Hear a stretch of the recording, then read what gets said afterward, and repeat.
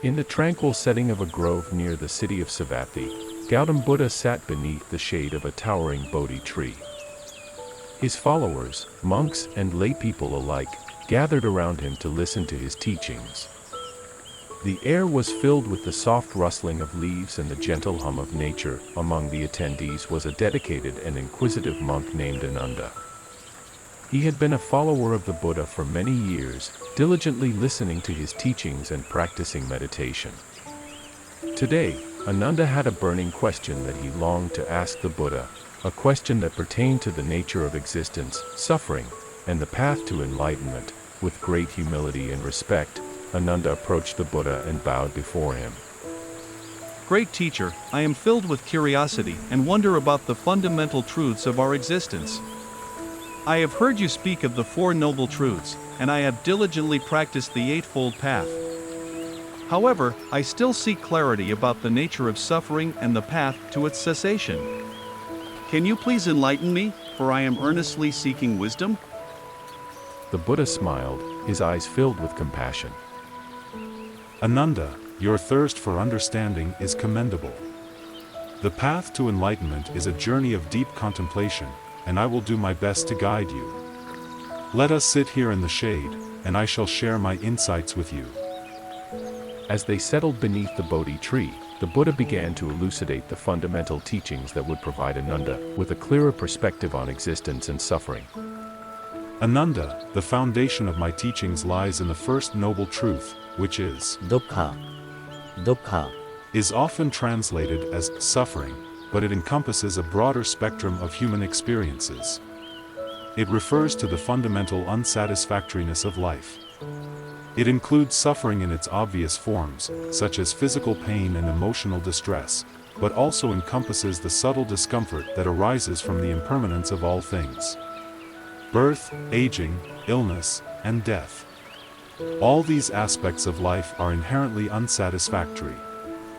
As Ananda listened intently, absorbing the profundity of the Buddha's words, he remembered he had experienced suffering in various forms, but this words of wisdom provided him with a fresh perspective. Buddha continued. The recognition is the first step towards understanding the human condition. By acknowledging that suffering is an inherent part of life, we can begin to explore its causes and, ultimately, its cessation. The second noble truth, samudaya. The Buddha's voice remained calm and soothing as he moved on to the second noble truth. Buddha continued. Samudaya. Samudaya is the truth of the origin of suffering.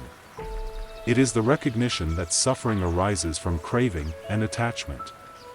It is our unquenchable thirst for pleasure, our resistance to pain, and our inability to accept the impermanence of all things that lead to suffering. Things outside, society, the climate, might be atrocious, but they're not the real cause of your suffering. If they were, then in the quest to put an end to suffering, you'd have to make the world a perfect place. But the world resists being made perfect. But because the cause of suffering lies within the mind, and because the mind can be trained to be perfect in completing the duties of the Four Noble Truths, the end of suffering is possible. When you can train the mind to abandon the causes of suffering coming from inside, nothing in any world of experience can make you suffer in any way. Ananda contemplated these words deeply. He recalled moments when he had experienced suffering due to his own attachments and cravings.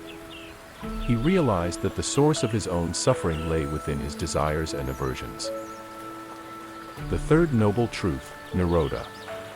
The Buddha's eyes sparkled with wisdom as he shared the third noble truth. Nirodha. Nirodha is the truth of the cessation of suffering. It is the realization that suffering can come to an end. By extinguishing the fires of craving and attachment, one can attain a state of freedom, peace, and enlightenment. This state is called nirvana, which means the blowing out or cessation.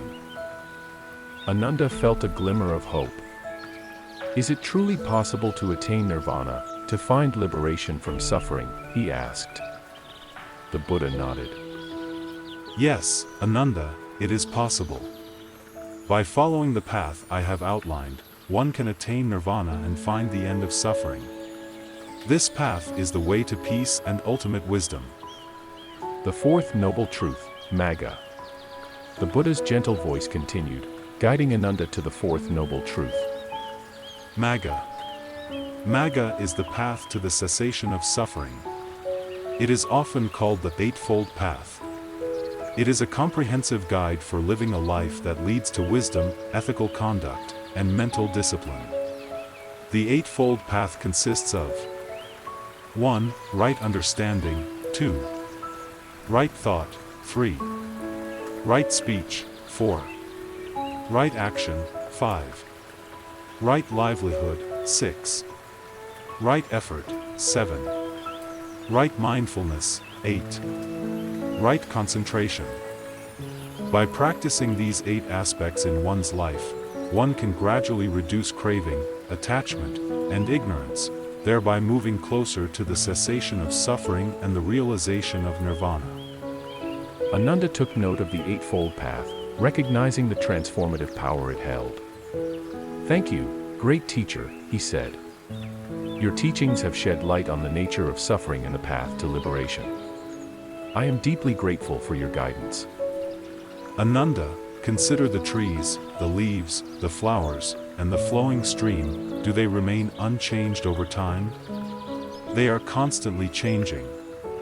When we resist the natural flow of change, and cling to things as if they were permanent, we create suffering. To find true peace, one must embrace the impermanence of all things. Ananda realized that his own struggles and sufferings had often arisen from his resistance to change, and his attachment to the fleeting moments of life. The Buddha led Ananda in a meditation on impermanence. They focused their awareness on their breath and allowed the sensations of the present moment to unfold.